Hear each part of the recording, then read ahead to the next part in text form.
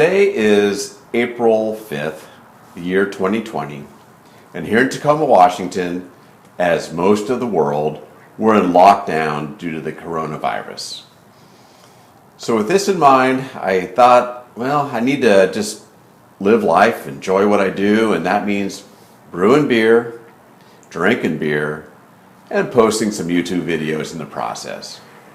I hope you find these videos informative and also entertaining. So let's get started with the first one in this series. I'm calling it my Lockdown CDA. Now this beer is modeled after Firestone Walker's Wookie Jack. It's a dark rye IPA, and it's one of our favorites. In fact, this year we finally had tickets to get down to the Firestone Walker Brew Festival, but of course that's been canceled and pushed off until next year. So it's kind of a meaningful beer to both of us, and one I am happy to be sharing with you.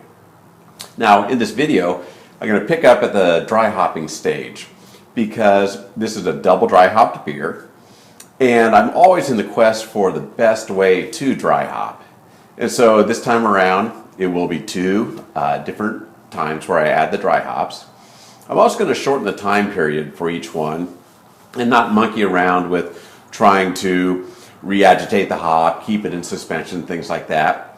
It's going to be just drawing in the first dry hop blast, which is about 3 ounces.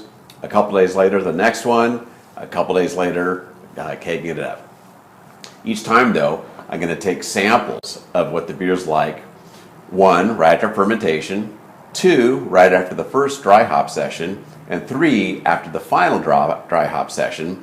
And really see, can we tell the difference? You're going to have a chance to meet my wife on this video, as she'll be tasting these with me in a blind tasting fashion, and we'll just see, do we really notice a difference? And will we be able to call out the sequence of which one happened at which time?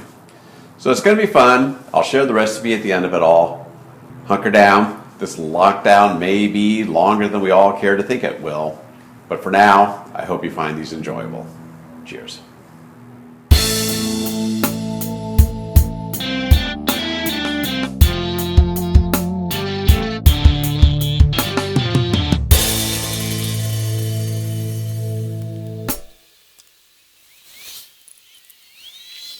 So now that I've recaptured my yeast, I'm going to go ahead and start with the dry hopping process. But as I mentioned, first I'm going to take a sample of this before it's dry hopped, put it to the side. I'll actually be doing 2 dry hop sessions, and I'll take a sample each time, and then my wife and I will compare them to see how the different levels of dry hopping really influence this beer. So let me pop the top. Let me add 1.5 ounces of Amarillo and 1.5 ounces of Citra. Here we go.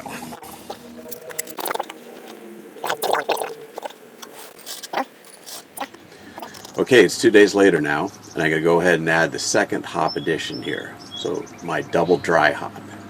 It's going to be another 1.5 ounces of Amarillo, 1.5 ounces of Citra. I let it sit for 2 days, and then go ahead, crash and keg this beer. It's going to be fun. So to do it, make sure the pressure is released. Oh boy, I tell you, the aroma, just off releasing that gas, big hop hit for sure. Same thing here, taking the lid off, wonderful. There goes one, and the other, and I almost forgot to take my sample. Remember, we're going to do a test. No dry hop, dry hopped, double dry hopped. So I'm glad I put this jar out. I've already sanitized my sample port.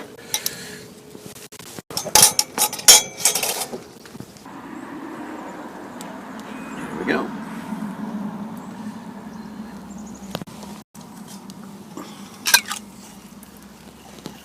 So I have 2 samples. The one I took 2 days ago, this one, and then we'll do the final one when we actually keg it up. Hang tight. Okay, the brewing project's done, And now we're going to have some fun evaluating what we've got. As you recall, during the process, I went ahead and took a sample right after fermentation, another sample right after the first dry hop, and then a final sample after the double dry hop. I'm going to bring in my two lovely assistants today to help judge these beers. It's really going to be a perception.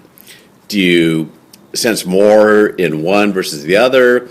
Do you like one more than the other? Are they the same? Are they different? You know, that type of thing. So, should be a lot of fun.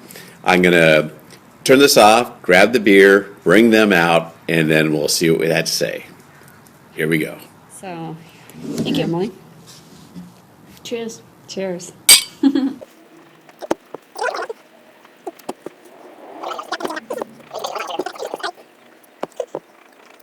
Do you want me to go first? Okay, so I'm going to say the one over here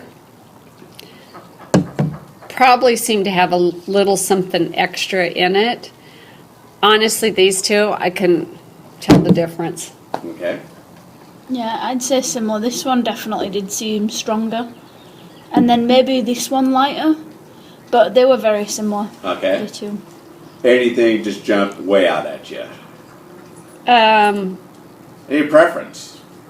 No, not really. This, and of course, they're not carbonated, so I think Right. there's some of that. This one would be, I mean, I'm picking up some sort of like little chocolatey hint. And I don't think it's just the color bias. Now, I'm going to pause, though, because now I'm getting confused.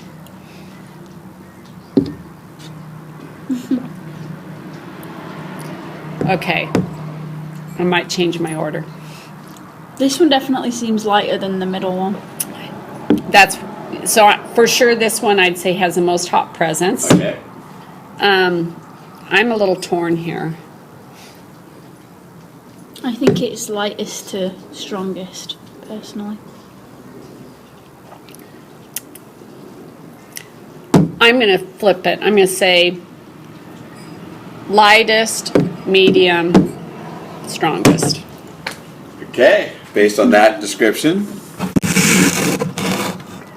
Dry hop. dry hop, Okay. no dry hop, double dry hop. So I got it right. Yeah, you did. Yahoo!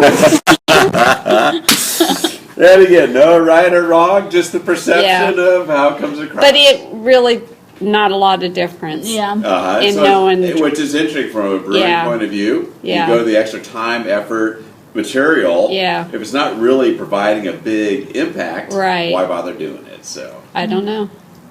good. All right, ladies. That's good. Cool. You're now stars. Yes, cheers.